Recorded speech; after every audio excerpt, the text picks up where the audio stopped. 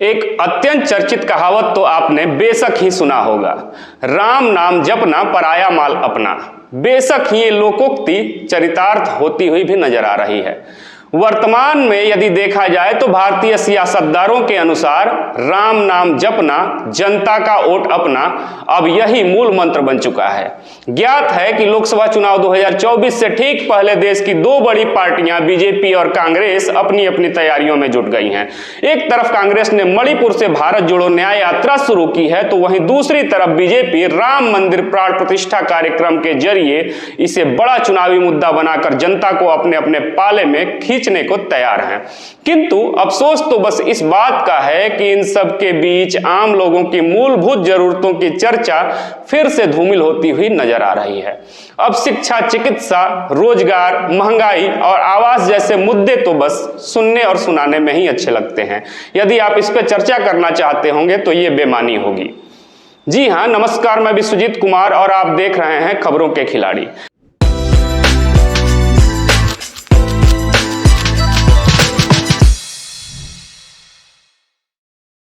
दिलचस्प है कि इस साल होने वाले लोकसभा चुनावों के मद्देनजर दो सबसे बड़े अभियानों की शुरुआत गैर पार्टी पहल के रूप में हुई है।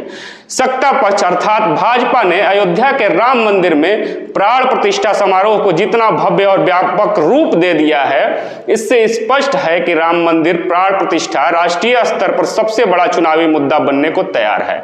हालांकि बीजेपी की ओर से लगातार यह कहा जा रहा है कि उसके लिए मंदिर कोई चुनावी मुद्दा नहीं है। वहीं दूसरी तरफ कुछ इसी तर्ज पर कांग्रेस नेता राहुल गांधी की अगुवाई में मणिपुर से भारत जोड़ो न्याय यात्रा भी शुरू कर दी गई है।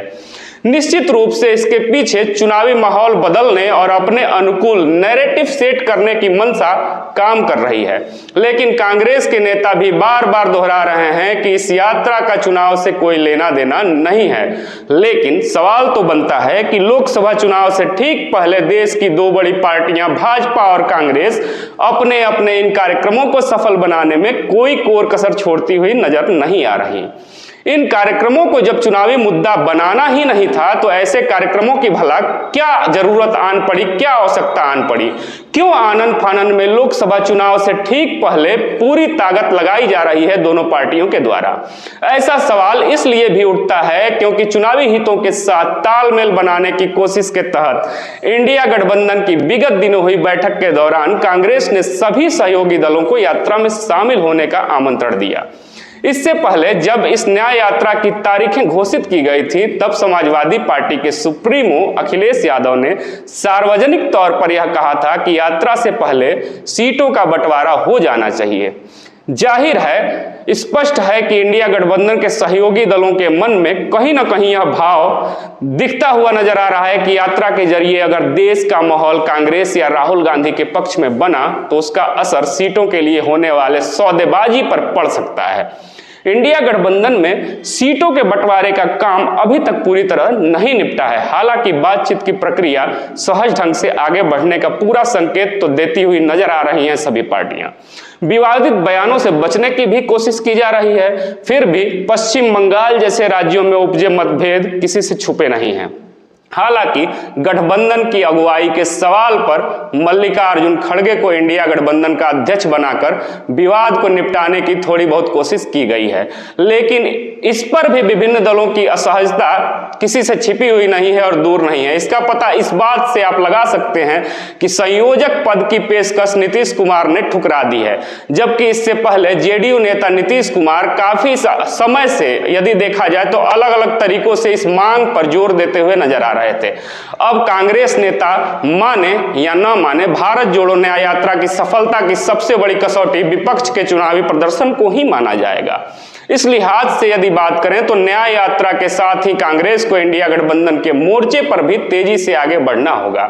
सीटों के बंटवारे के साथ न्यूनतम साझा कार्यक्रम को अंतिम रूप देने का भी काम जितनी जल्दी निपटा लिया जाए उतना ही कांग्रेस के लिए अच्छा होगा और मतदाताओं को भी अपनी एकजुटता पर यकीन दिलाने में उतनी ही आसानी होगी। वहीं सनातन के सबसे बड़े पद पर पदासीन शंकराचार्य की नाराजगी के बाद भी भारतीय जनता पार्टी पूरे देश में राममय माहौल बना देने की कोशिश कर रही है, जिससे अन्य विपक्षी दलों में भी भय का माहौल है। शायद यही कारण है कि दिल्ली में बैठे अरविंद केजरीवाल की सरकार और आम आदमी पार्टी द्वारा समस्त दिल्ली में सुंदर कांड के पाठ भी कराए गए।